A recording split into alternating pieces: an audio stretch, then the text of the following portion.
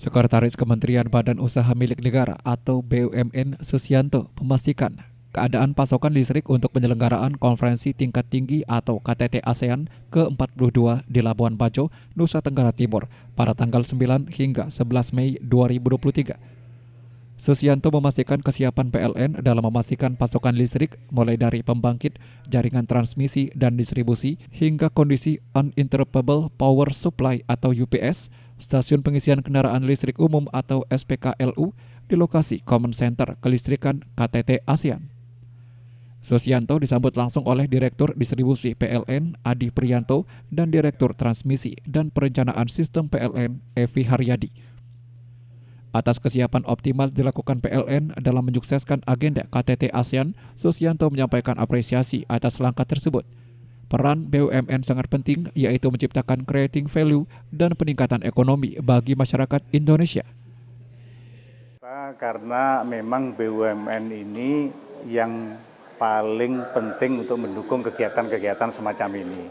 Sebagaimana halnya waktu kemarin di G20 di Bali, itu kan BUMN banyak berperan, terutama ya tentunya PLN, Telkom dan lain-lain gitu ya, yang apakah Injurni, apakah itu waktu itu Jasa Marga karena tolnya dilewatin. Kalau di sini yang utamanya memang kehandalan listrik adalah untuk PLN dan juga Telkom nantinya, yang nanti kita juga itu termasuk HIN karena Merorah dipakai untuk kegiatan itu.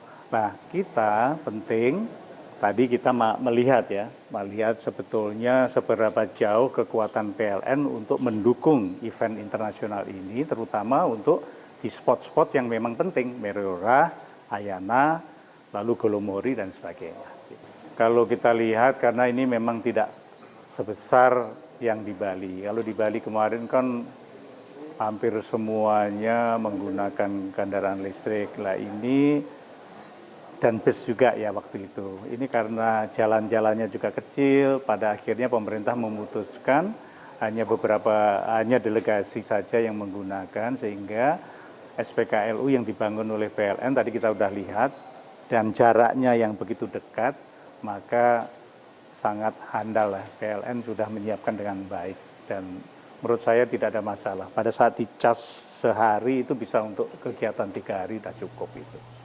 Direktur Utama PT PLN Persero Darmawan Prasojo menjelaskan, PLN juga menerapkan skema listrik tanpa kedip atau Zero Downtime atau ZDT lewat pasokan berlapis pada gelaran KTT ASEAN.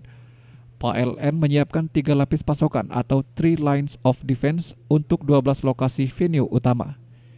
Hingga tanggal 9 Mei 2023 tercatat beban puncak tertinggi saat pelaksanaan KTT ASEAN sebesar 87,42 MW. Sementara untuk SPKLU telah digunakan lebih dari 1.500 kali pengisian kendaraan listrik dengan total daya sebesar 11.512 kW. Tim Liputan melaporkan.